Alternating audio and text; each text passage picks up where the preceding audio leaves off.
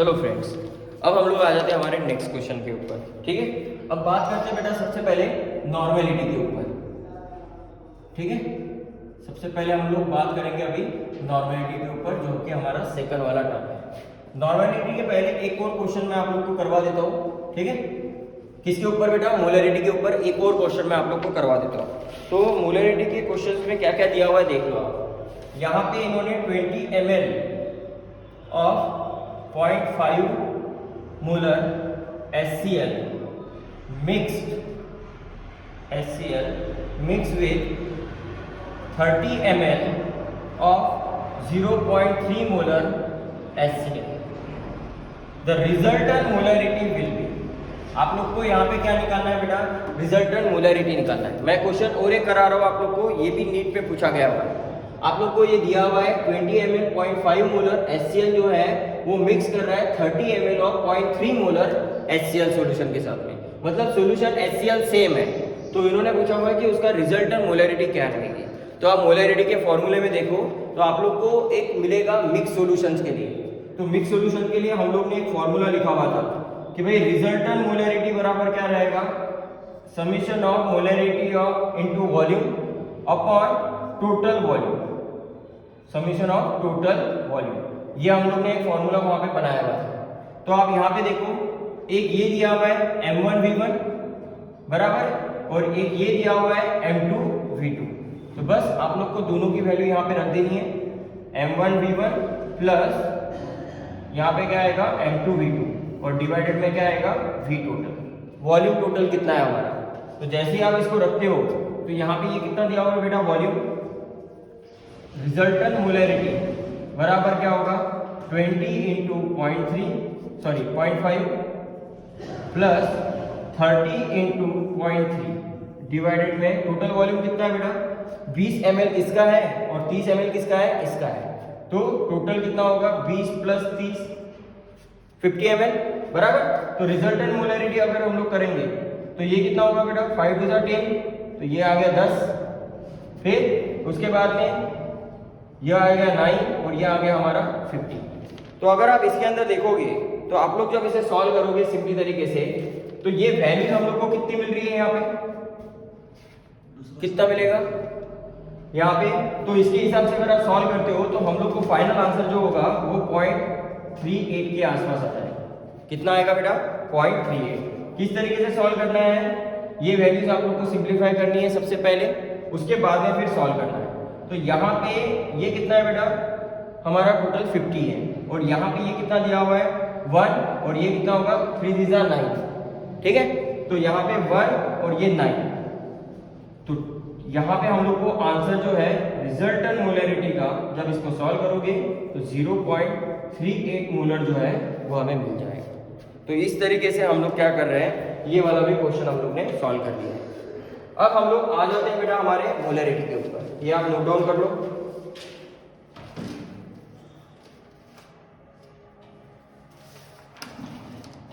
ठीक है, चलो आगे आ जाते हैं।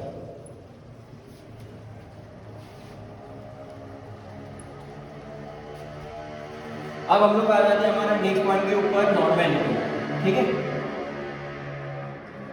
तो नॉर्मेलिटी मतलब क्या बेटा? उसको इंडिकेट करते हैं एन से। नॉर्मेलिटी मतलब इसको इनसे हम एन से इंडिकेट करते हैं। क्या फॉर्मूला है इसका? तो यहाँ पे लिखा जाता है number of gram equivalent weight of solute, number of gram equivalent weight of solute divided by volume of solution in litre.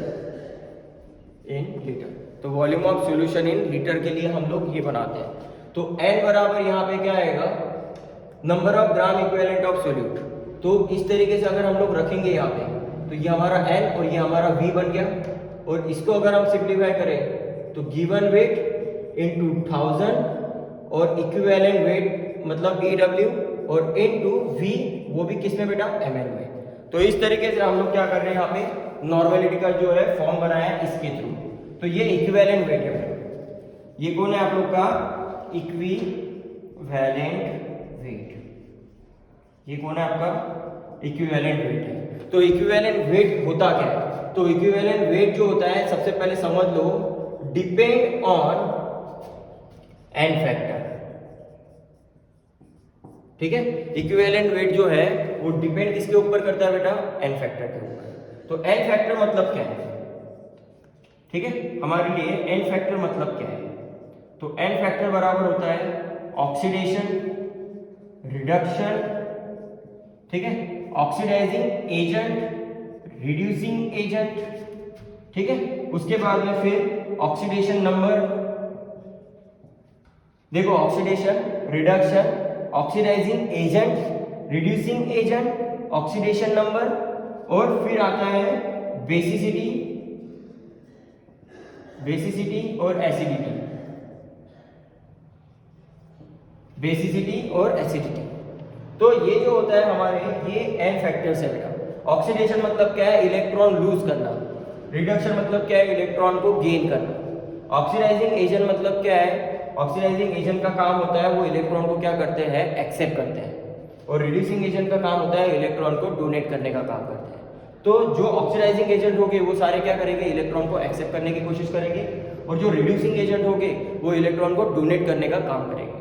और ऑक्सीडेशन नंबर मतलब क्या है कि आप लोग को क्या करना है, किसी भी एलिमेंट के कंपाउंड का क्या निकालना है, ऑक्सीडेशन नंबर निकालना है। तो हर एक एलिमेंट के सेंट्रल एटम का आपको क्या होना है, ऑक्सीडेशन नंबर निकाला जाता है, जो कि रेडॉक्स चैप्टर के अंदर आपको पढ़ाया जाता है, ठीक है। अभी फिलहाल हमारा जो है डायरेक्टली यहाँ पे कैसे यूज करना है वो आपको मैं बता दूंगा। फिर बेसिसिटी और एसिडिटी। बेसिसिटी किसके लिए बेटा, एसिड के लिए होती है, और एसिडिटी किसके लिए होती है बेटा, बेस के लिए होती है, ठीक है। तो बेसिसिटी फॉर एसिड और एसिडिटी फॉर बेस।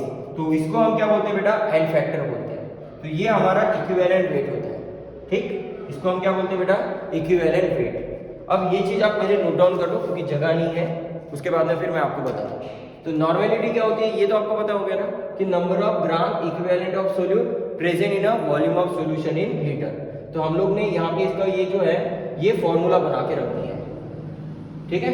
यहाँ पे W मतलब गिवन वेट होना चाहिए, और ये इक्विवेलेंट वेट जो यहाँ पे लिखा हुआ है, और ये इक्विवेलेंट वेट किसके ऊपर डिपेंड करता है, एन फैक्टर के ऊपर।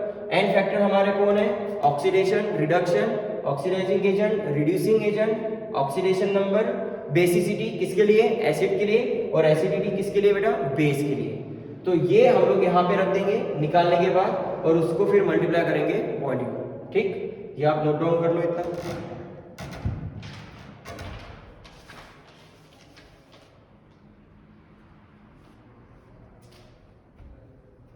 ठीक है। तो चलो अब आ जाते हैं हमारा नेक्स्ट।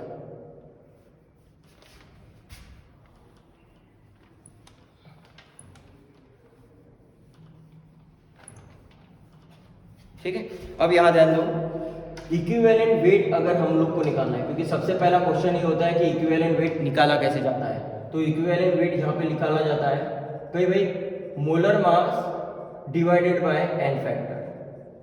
ये बेटा फॉर्मूला है इक्विवेलेंट वेट का। इसी से आप लोग क्या कर सकते हो, वैल्यू निकाल सकते हो। जैसे मान के चलो, छोटा सा एग्जांपल दे रहा हूं मैं इक्विवेलेंट वेट को निकालते कैसे है। जैसे मान के चलो मेरे पास सल्फ्यूरिक एसिड है H2SO4, और इसका अगर मैं रिएक्शन देखूं तो ये रिएक्शन किस तरीके से हो रहा है, ये पानी में जाते कितने आयन देगा बेटा, 2H+ आयन और SO4- 2 दे रहा है। तो इसका जो एन फैक्टर है बेटा, एन फैक्टर मतलब क्या है, इसके लिए हम लोग गिनते हैं बेसिसिटी। बेसिसिटी किसके लिए बेटा, एसिड के लिए है। तो एसिड बेसिसिटी क्या गिनता है कि कितने H+ आयन ये प्रोड्यूस कर रहा है सॉल्यूशन में। बेसिसिटी क्या गिनता है, कितने H+ आयन ये प्रोड्यूस कर रहा है। तो यहाँ पे कितने दिख रहे हैं बेटा, 2। तो ये इसका क्या हो गया, एन फैक्टर हो गया। 2 H+ आयन प्रोड्यूस कर रहा है, इसलिए इसका 2 क्या है बेटा, एन फैक्टर है। अब यहाँ पे एन फैक्टर आपको मिल गया 2।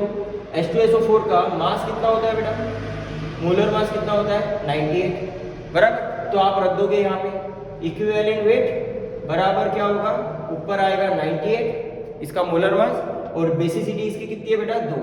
तो जैसे आप निकालोगे तो इसका आंसर कितना मिलेगा बेटा, 49। तो इक्विवेलेंट वेट जो होगा सल्फ्यूरिक एसिड के लिए कितना रहेगा बेटा, 49 रहेगा, ठीक है। तो इस तरीके से हम लोग क्या कर सकते हैं, इक्विवेलेंट वेट निकाल सकते हैं, ठीक है। ये आप देख लो, उसके बाद में फिर हम लोग हमारे और थोड़े से फॉर्मूले लिखते हैं नॉर्मेलिटी के, फिर हम लोग डायरेक्टली अपने क्वेश्चंस पे आ जाते हैं।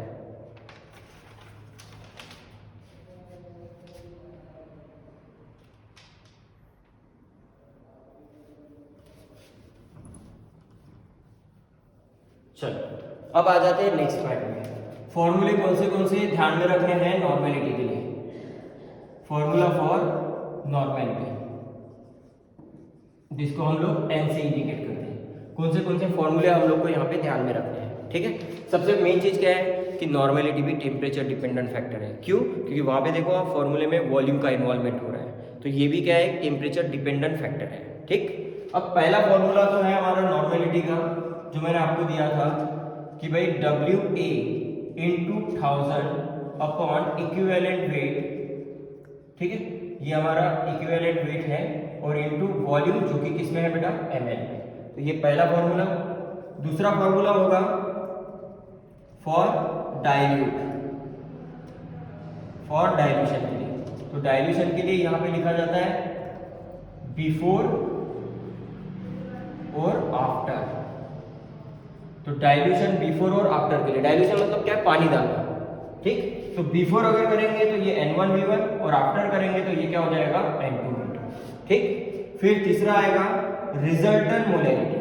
तो रिजल्टेंट मोलैरिटी भी सेम रहेगी बेटा मोलैरिटी की तरह, ठीक है।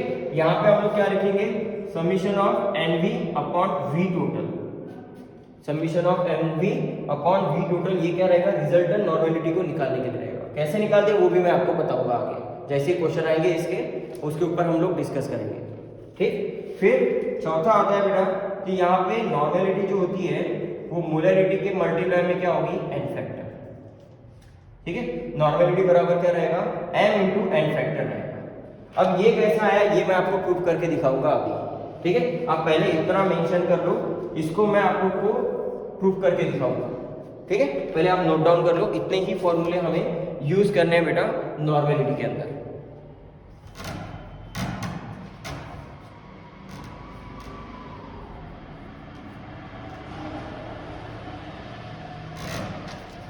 ठीक है, अब देखते हैं कि भाई ये किस तरीके से प्रूव करना है। देखो यहाँ पे अभी मोलैरिटी का फॉर्मूला क्या था बेटा, given weight into 1000 upon molecular weight into V। ये हमारा मोलैरिटी का फॉर्मूला था बेटा। ये किसका है, मोलैरिटी, मोलैरिटी, ये इसका फॉर्मूला है बेटा। और नॉर्मेलिटी के लिए हम लोग ने क्या लिखा हुआ है यहाँ पे कि भाई गिवन वेट इंटू 1000, और नीचे क्या आएगा बेटा, इक्विवेलेंट वेट, और इंटू क्या आएगा, V, बराबर, इंटू क्या आएगा, V। इतना रख दिया। अब आप लोग को क्या लेना है, रेशो ले लेना है। रेशो कैसे लेना है, n/m का रेशो। तो n/m का रेशो अगर लेते हैं तो यहाँ पे देखो ये n का है, ये वाला फैक्टर है, तो मैं देखो यहाँ पे ऐसा लिखता हूँ 1000 इक्विवेलेंट वेट इंटू V, बराबर। फिर अब ये नीचे है ना बेटा, तो नीचे वाला जो फैक्टर है वो, ये जो नीचे वाला फैक्टर है ये ऊपर चला जाएगा, क्योंकि ये नीचे है, इनवर्स में है। तो इनवर्स को हम लोग को ऊपर लेके जाना है, तो ये वाले जो टर्म होगी ये ऊपर आ जाएंगे और ये वाले नीचे आ जाएंगे। तो देखो यहाँ पे ये हो जाएगा MA इंटू V, और ये क्या आ जाएगा हम लोग का WA इंटू 1000। तो देखो ये आ गया हमारे पास। अब यहाँ पे क्या क्या कट हो रहा है, ये और ये कट जाएगा, ये कट जाएगा।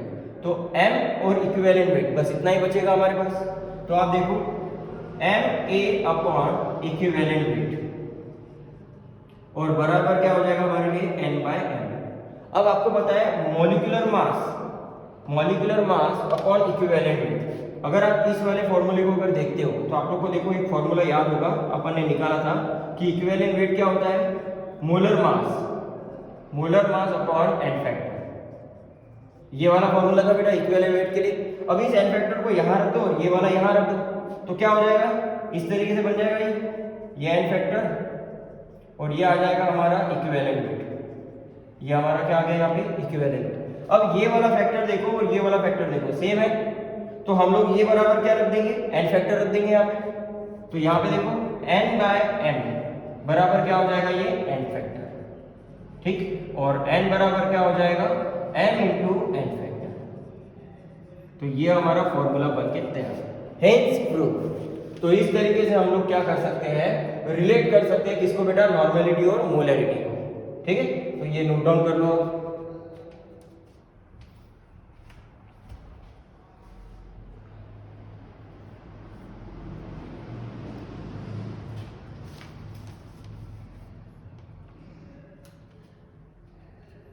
ठीक है, तो अभी हम लोग क्या कर रहे हैं, इसके ऊपर के सारे क्वेश्चंस अभी देखते हैं नॉर्मलिटी के।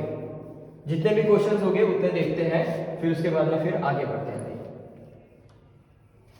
ठीक है, तो सबसे पहले क्वेश्चंस देख ही लेते हैं नॉर्मलिटी का क्या है। तो सबसे पहला क्वेश्चन है नॉर्मलिटी के ऊपर। तो नॉर्मलिटी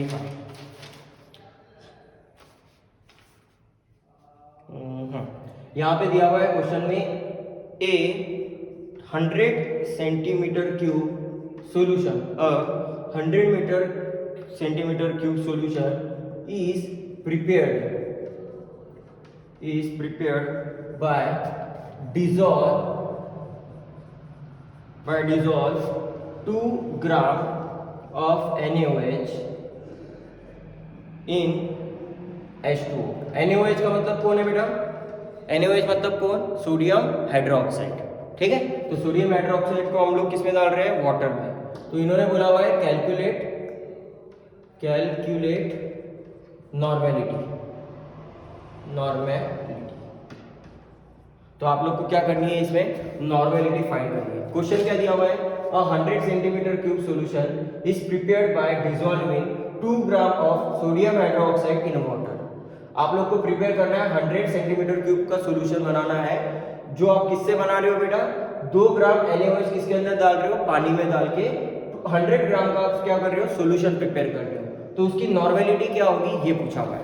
तो नॉर्मेलिटी बराबर हमारे पास क्या होता है बेटा? यहाँ पे नॉर्मेलिटी बराबर हमारे पास क्या होता है? Weight A 1000 upon equivalent weight और इनटू VmL बराबर है। अब ऑब्वियसली है NaOH का जो होगा, यहाँ पे आप लोग को एसिडिटी कितनी मिल रही है बेटा इसकी? NaOH की एन फैक्टर कितना होगा? एन फैक्टर हम लोग किसके लिए निकाल रहे हैं बेटा? NaOH का निकाल रहे हैं। तो NaOH तो बेस है ना, तो बेस के लिए हम लोग क्या करते हैं? एसिडिटी निकालते हैं। बेस के लिए हम लोग क्या निकालते हैं? एसिडिटी। तो यहाँ पे कितने OH आयन है? एक ही OH आयन है। यहाँ पे कितने OH आयन मिल रहे हैं आप लोग को? एक ही OH आयन मिल रहे हैं। तो इसका एन फैक्टर कितना होगा? 1 रहेगा बराबर। तो इक्विवेलेंट वेट किसका बेटा? इक्विवेलेंट वेट NaOH का, क्योंकि यहाँ पे हमें ये निकालना है। तो इक्विवेलेंट वेट जो है NaOH का मास कितना है बेटा? यहाँ पे 40 बराबर, और इसका एन फैक्टर कितना है? 1। तो हमारा इक्विवेलेंट वेट कितना मिल गया इसके लिए बेटा? 40 मिल गया है। ठीक है, तो इक्विवेलेंट वेट आ गया है हमारे पास 40। अब हम लोग क्या कर रहे हैं? यहाँ पे रख दे रहे हैं। तो गिवन वेट हमारे पास कितना बेटा? 2 ग्राम। तो 2 ग्राम इंटू 1000 अपॉन ये कितना दिया हुआ है हमारे पास? 40 इक्विवेलेंट वेट, और वॉल्यूम कितना दिया हुआ है बेटा? 100 सेंटीमीटर। तो ये और ये कट गया, फिर क्या बच रहा है हमारे पास? नॉर्मेलिटी बराबर 20 डिवाइडेड बाय 40, ये भी कट गया, कितना बच रहा है? 1/2। तो नॉर्मेलिटी बराबर कितना आ जाएगा? 0.5। नॉर्मेलिटी बराबर कितना आ गया हमारे पास? 0.5। तो देखो इस तरीके से हम लोग क्या कर सकते हैं? नॉर्मेलिटी निकाल सकते हैं। ठीक है, तो ये हमारा आंसर आ गया। इसको नोट डाउन कर लो आप।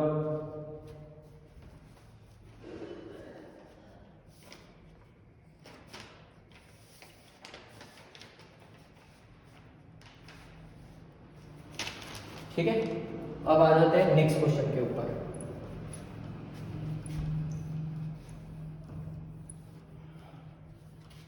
नेक्स्ट क्वेश्चन क्या दिया हुआ है? नॉर्मेलिटी का क्वेश्चन नंबर 2।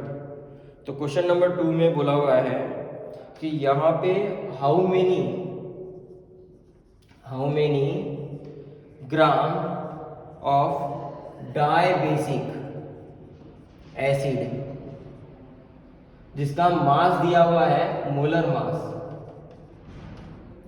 200, इसका मास कितना दिया हुआ है बेटा? 200 दिया हुआ है, शुड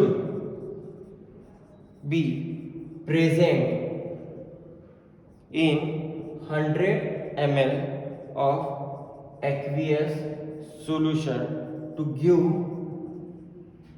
0.1 नॉर्मल सॉल्यूशन।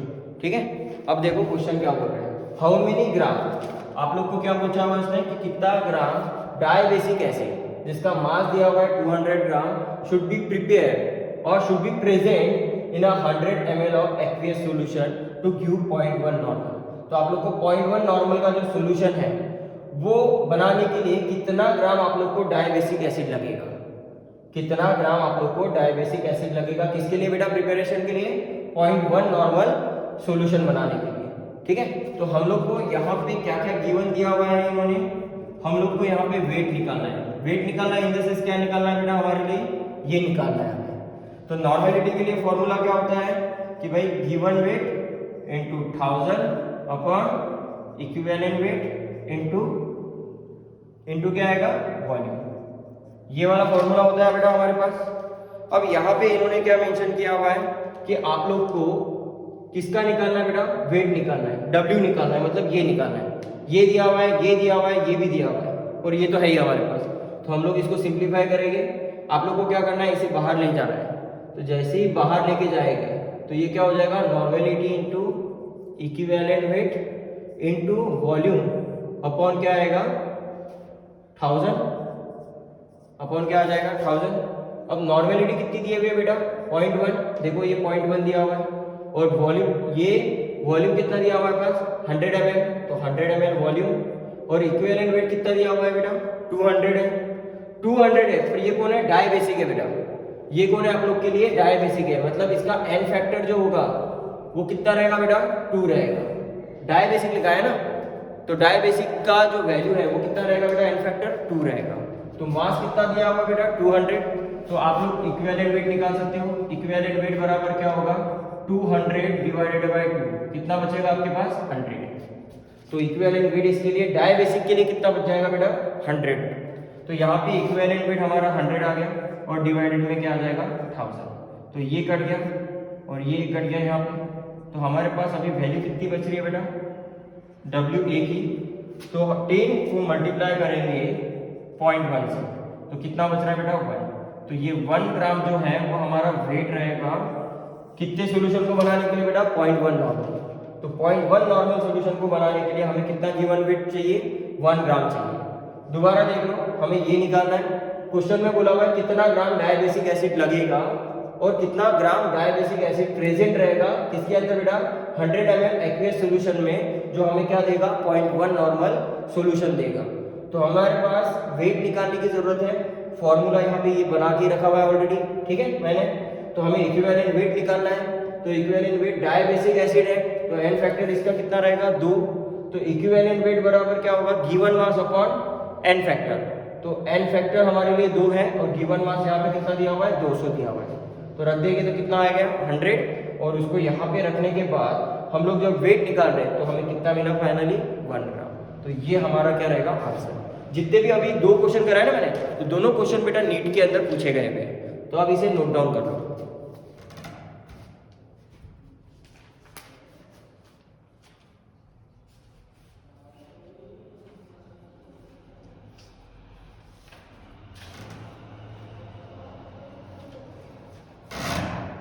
ठीक है, चलो अभी आ जाते हैं नेक्स्ट क्वेश्चन के ऊपर।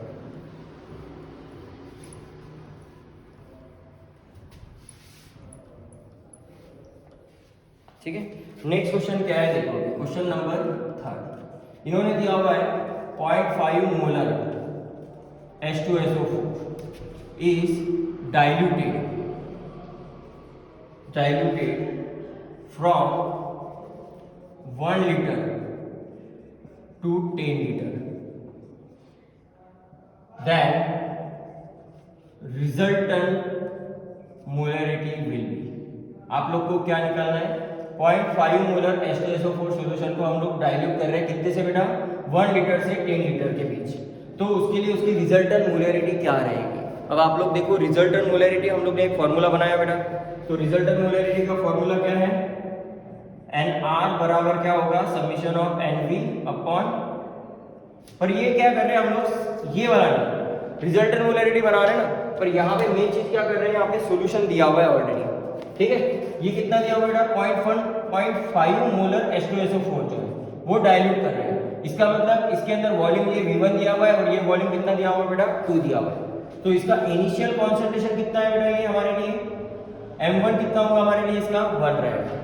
तो हम यहाँ पे क्या करेंगे, सबसे पहले निकालेंगे M1V1 बराबर M2V2। डाइल्यूट कर रहे हैं ना बेटा सॉल्यूशन को, यहाँ पे क्या हो रहा है, 1 से 10 लीटर में हम लोग कन्वर्ट कर रहे हैं इसको। तो डाइल्यूट ही तो हो रहा है, वॉल्यूम बढ़ रहा है ना यहाँ पे, तो वॉल्यूम बढ़ेगा तो इसका कॉन्सेंट्रेशन क्या होगा, कम होगा ना। तो अभी देखो ये m1v1 बराबर दिया हुआ है, m1 कितना है हमारे लिए 0.5 है, वॉल्यूम कितना होगा इनिशियल 1 दिया हुआ है, बराबर ये हम लोग को निकालना है, और वॉल्यूम इसका कितना दिया हुआ बेटा 10 लीटर। तो जैसे ही आप इसको सॉल्व कर रहे हो तो m2 बराबर कितना मिलेगा यहाँ पे 0.5 डिवाइडेड बाई 10। तो 0.5 डिवाइडेड बाई 10 की जो वैल्यू है वो हम लोग को यहाँ पे कितनी मिल रही है 0.05। तो ये 0.05 जो है ये मोलरिटी हम लोग को मिल गई बेटा इसके लिए, ठीक है। तो देखो मैंने आपको क्या बताया था कि अगर आप वॉल्यूम बढ़ाते जाओगे तो इसका कॉन्सेंट्रेशन ओवरऑल क्या होगा, कम होगा। पहले 0.5 था, अभी क्या हो गया 0.05 हो गया, तो कम हो गया ना बेटा कॉन्सेंट्रेशन। क्यों? क्योंकि वो पे लीटर क्या है, बढ़ गया है। पहले 1 ही लीटर था, अभी 10 लीटर में कन्वर्ट हो गया है, तो इसलिए यहाँ पे कॉन्सेंट्रेशन M2 का क्या होगा, कम ही होगा। अब इन्होंने क्या बोला हुआ है, नॉर्मेलिटी निकालने के लिए बोला हुआ है। तो नॉर्मेलिटी निकालने के लिए हम लोग को यहाँ पे क्या होता है कि m इंटू एन फैक्टर, ये वाला जो है ये वाला फॉर्मूला यहाँ पे यूज करना है, क्योंकि ये अकेला रिलेशन है बेटा, ये एक अकेला ही रिलेशन है जो नॉर्मेलिटी और मोलरिटी को डायरेक्टली इंडिकेट करता है, किससे, एन फैक्टर से। तो यहाँ पे अगर एन फैक्टर देखें बेटा तो सल्फ्यूरिक एसिड जो है, सल्फ्यूरिक एसिड जो है वो डिसोसिएट होकर हमें कितने H प्लस आयन दे रहा है बेटा 2। तो इसका एन फैक्टर कितना होगा बेटा, एन फैक्टर मतलब क्या है इसका, बेसिसिटी। तो बेसिसिटी एन फैक्टर कितना होगा बेटा, सल्फ्यूरिक एसिड के लिए कितना होगा 2H प्लस आयन, तो ये कितने होंगे हमारे लिए 2 होगा। तो 2 यहाँ पे मिल गया एन फैक्टर, रख देना है। मोलरिटी हम लोग को कितनी मिली हुई है 0.05, तो नॉर्मेलिटी बराबर कितना होगा, नॉर्मेलिटी बराबर 0.05 इंटू एन फैक्टर कितना है बेटा 2। ये एन फैक्टर हम लोग के कितना निकला है यहाँ पे 2, तो रखेंगे तो कितना मिल जाएगा बेटा 0.1। तो ये हमारा क्या आ गया, नॉर्मेलिटी आ गया, ठीक है। तो दोबारा देखो, सबसे पहले सॉल्यूशन को ये लोग डाइल्यूट कर रहे हैं, इनिशियल कॉन्सेंट्रेशन 0.5 मोलर दिया हुआ था, तो हम लोग ने m1v1 और m2v2 ये किसके लिए बेटा, फॉर डाइल्यूशन। ये किसके लिए फॉर्मूला बनाया था हम लोग ने, फॉर डाइल्यूशन। देखो आप फॉर्मूले में लिखा हुआ है, जैसे ही यूज करेंगे यहाँ पे m2 की वैल्यू हम लोग को मिल गई है, ये m2 हम लोग ने निकाला कितना 0.05। उसके बाद में हम लोग इसका यूज करेंगे नॉर्मेलिटी निकालने के लिए। नॉर्मेलिटी क्या होती है, बराबर m molarity into n factor. N factor निकालना है तो कौन सा एसिड है ये, सल्फ्यूरिक एसिड, तो कितने H प्लस आयन देगा 2H प्लस आयन, तो एन फैक्टर इसका कितना रहेगा 2, तो हम लोग ने यहाँ पे 2 रख दिया, और मोलरिटी की वैल्यू यहाँ पे रख दी 0.05, मल्टीप्लाई करने के बाद नॉर्मेलिटी कितनी मिली बेटा हमें 0.1। तो इस तरीके से हम लोग क्या कर रहे हैं, ये क्वेश्चन का आंसर निकाला है, नोट डाउन कर लो ये।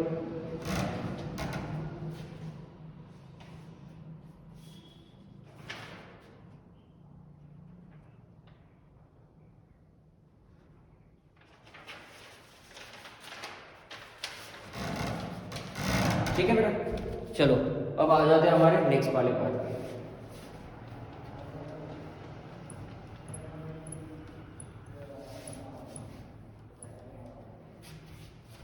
अब क्वेश्चन नंबर थर्ड या फोर्थ जो भी है हमारा नॉर्मेलिटी का क्वेश्चन है, और ये अभी आखिरी रहेगा।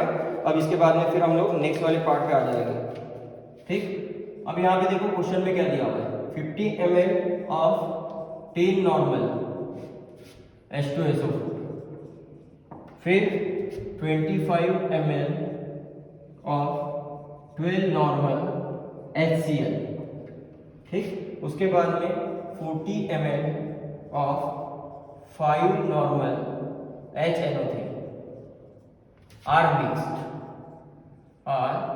mixed and volume of mixture is 100